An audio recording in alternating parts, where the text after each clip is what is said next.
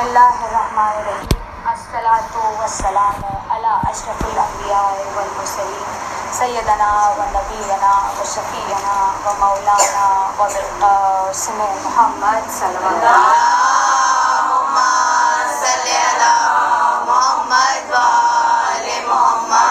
بنبیین ربین و رسول المدنین بعقیل صلی اللہ مسمى بعین و بزہراء و بطول و بیومن و بدتھا و بسبت و بشبل من اجل زمین و بسجاد و بالباخر و صادق حقا و بموسیٰ و رضائن و تقلیم و نقین و بذل عسکری المہدی و القائم بالحق الذی یضرب بالسیف و حکم نظرین حسنی رب دعانا بے علی بے علی بے علی صلوات کرنے اللہ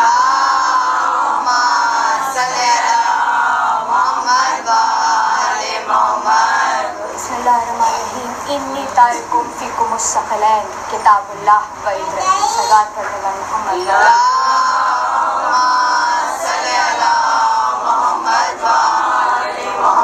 ارشاد سرور کائنات ہو رہا ہے. پیغمبر اسلام ارشاد فرما رہے ہیں کہ میں تمہارے درمیان، میں مسلمانوں کے درمیان دو گراں قدر چیزیں چھوڑے جا رہا ہوں.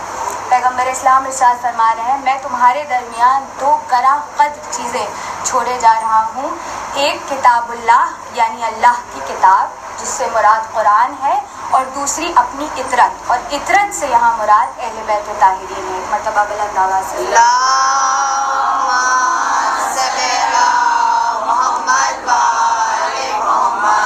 اہل بیت طاہرین کے حوالے سے چند جملے آپ کی خدمت میں عرض کرتی چلوں کہ امام کی بارگاہ میں آ کے ایک شخص نے سوال کیا کہ مولا میں آپ کے نام کا مطلب جاننا چاہتا ہوں، میں ائمہ معصومین کے ناموں کا، ائمہ معصومین کے اسم کا اسماء کا مطلب جاننا چاہتا ہوں.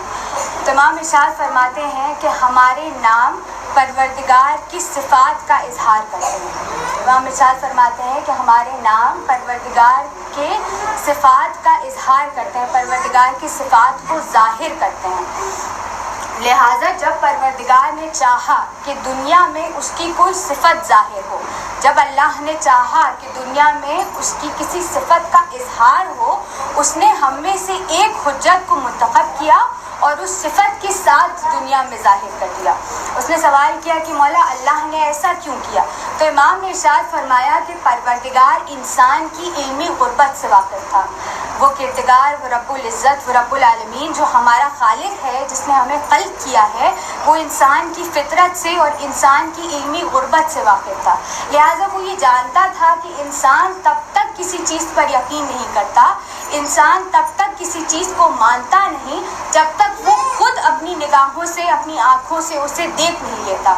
لہٰذا جب دنیا یہ سوال کرے گی کہ بتاؤ تمہارا پروردگار کیسا دکھتا ہے، تمہارے پروردگار کی کیا صفات ہیں، تو ہم میں سے وہ ایک حجت اس صفات کو ظاہر کرے گی اور دنیا کو بتائے گی کہ دیکھو پروردگار ایسا دکھتا ہے. ایک مرتبہ صلی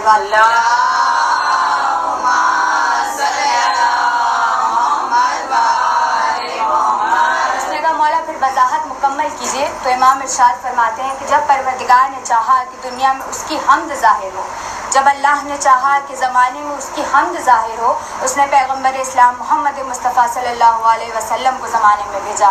جب پروردگار نے چاہا کہ دنیا جانے کہ اس کی عظمت کیسی ہے، وہ کتنا اعلیٰ ہے، تو پروردگار نے مولا کائنات علیہ السلام کو زمانے میں بھیجا.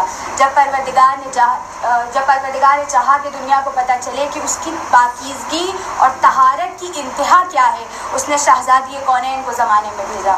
جب پروردگار